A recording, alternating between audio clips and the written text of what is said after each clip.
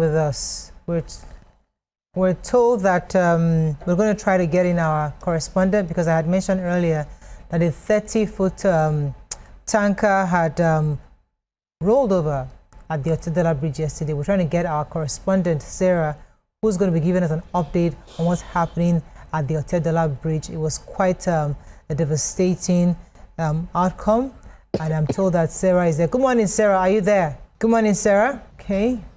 Sarah, are you there? Okay, so we're trying to get Sarah, because, I mean, when you guys heard that this story was really, I mean, I said that the church in that area burnt, because I know that church. The Otedola Bridge is a constant scene of several accidents, Yesterday, there were 2 accidents on the Otedola Bridge. On both sides. In the morning, on one side, involved a trailer who also couldn't failed brake, breached, caused massive traffic from Otedola Bridge all the way to Long Bridge that I saw for myself yesterday morning.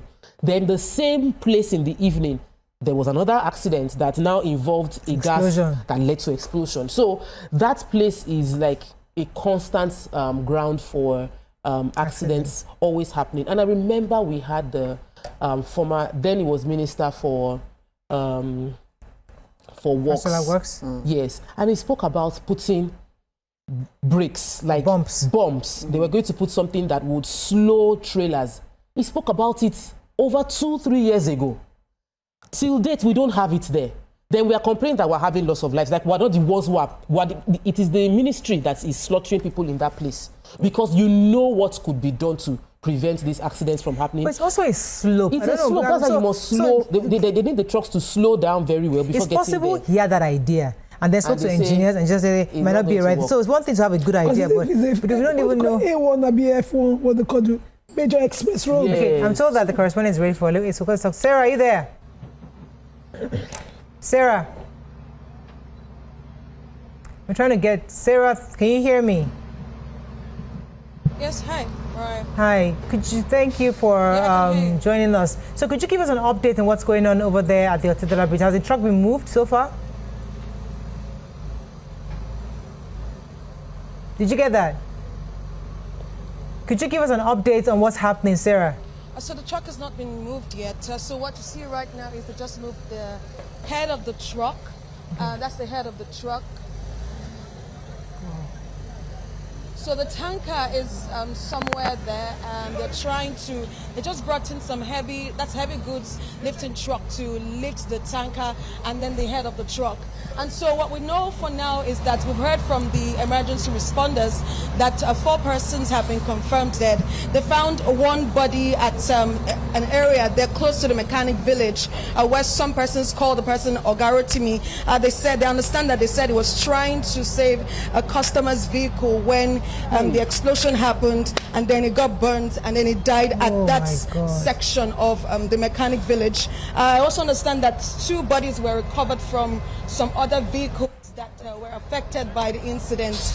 And so for now, what we see the emergency responders do is try to move out the wreckage the wreck from the gas tanker, and then ensure that we have free flow of traffic on this road, because you know the CMD road is also, of course, an alternative to the Lagos-Ibadan Expressway. It's also the route for those that are living in Otedola Estate, and so it's been shut down since about 8 p.m. last night. And so you've had them divert traffic from this particular section where you have an NNPC gas pipeline underneath this road. So they've diverted traffic to the other lane so that people going into the estate can go directly into the estate. So if you don't really have any business on this lane of the road, you just have to use the Lagos-Ibadan Expressway. Wow. So we read in the reports that the churches there were burnt down. How many houses can you confirm got burnt?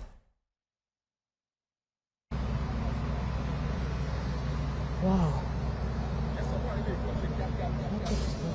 So for now, we've just seen just one building really affected. That's this residential building over here. This residential building also houses a dental clinic.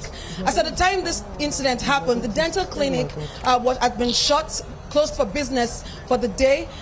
So right now, we understand that the landlord of this particular building also escaped the incident. But let me try and bring on the emergency responders, one of them, Engineer Akisonya. Yeah. It's good to have you join us. You are live on your view. So talk to us about what you've seen, your assessment of this incident so far. I know that you've been here since 8 p.m. last night when this incident happened, but give us an assessment and confirm to us how many bodies have you recovered from this incident?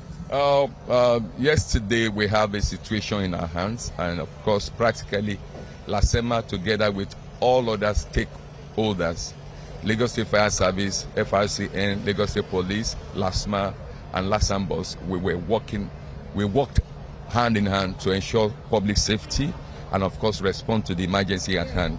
So yesterday, as of yesterday evening, we had 4 fatality, and of course I've been able to rescue not less than 20 victims, and we're stabilized at the scene of incident, and of course some of them with some level a 50% degree of burns were taken to the Gagada Burns unit, and some of them were taken to General Hospital for secondary treatments. So for you last night, what was the battle like? I know that over time the trucks had to go back to get water to, put out the fire. What was the battle like? Because I saw that the men kept working all through this morning, and I still understand that this morning there was still fire, at some sections of this area where the incident happened. The battle was clear, but it's not overwhelming. The LASEMA together with all the stakeholders, we rose up to the challenge, and we're able to be on top of the situations. We're able to manage the incident and the challenges that comes with it. You will recall that this is a gas explosion, one of the most volatile materials you can have is gas. It's highly volatile and it travels very fast. And of course, I want to give a credit to the Mr. Governor for empowering Mr. Babajide Olusola Sanwo-Olu for empowering, the emergency services. This has exactly compared to other. It's top notch in Lagos compared to other states. So. But the concern now is how some of these victims will be compensated. Have you been able to identify the owner of this gas tanker? Once we are done with the recovery, yesterday 100% of response and rescue were completed. Now we're moving into the phase of recovery. At this point, we will commence a disaster enumerations. We will enumerate and evaluate the level of the impact, and of course after that we'll present it to the appropriate authority. For you don't know the owner of the gas tanker? So far so good. No one has even come forward to claim the ownership of the tanker, nobody. But then the government has a system. This is the beauty of this government. It has a system that unravels so much mystery that often gets it out of hand in the past. So in the next 2-3 days, we will get to the owner. Yeah. So Mariah, I understand that someone was also in the truck. We're not sure of the identity of the person yet. Some persons are saying it's either the motorboy or the driver of the truck, but the person was also burnt. They just moved out the body a couple of minutes ago. Very good. One of the questions for many people that live within that area and those whose everyday activities follow that area is how soon will the entire area be cleared off completely from what you're seeing and the activities going on there? Where do you foresee that normalcy will return to the roads for those that are going through that side of Lagos?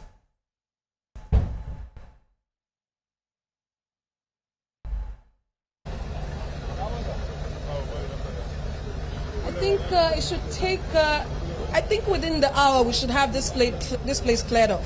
Okay. So for now, we understand that they've moved almost all of the vehicles that were affected. That's those vehicles affected that are along this stretch of the road. So the major thing now is to move the gas tanker. This is the tanker right here. That's the major thing. If they can move this tanker off the road, that means that this road can be cleared, and then motorists can use the road, and then normalcy, of course, some form of normalcy will return. But there are still some other vehicles that were affected. There are vehicles, some of them are in the mechanic village, and so some of them were affected. So just like the emergency responder that we spoke with earlier said, that what they're doing right now, they're at the recovery stage. After now, they are going to recover all of the vehicles, take inventory of some of the vehicles that were destroyed, go to some. There's a church that is not too far from here, which is the next building after this residential building. It had just a slight impact, but it was not really burnt by the fire. We've not been allowed to gain access to it because of the private property. But for this particular building, this is the only building that was really, really affected by the fire. That's aside the vehicles we've seen and of course, the casualties we've recorded. Thank you so much, Sarah, for giving us an update. And we really hope that before the end of the day, we get more stories from this. I mean, really sad with the souls of that departed.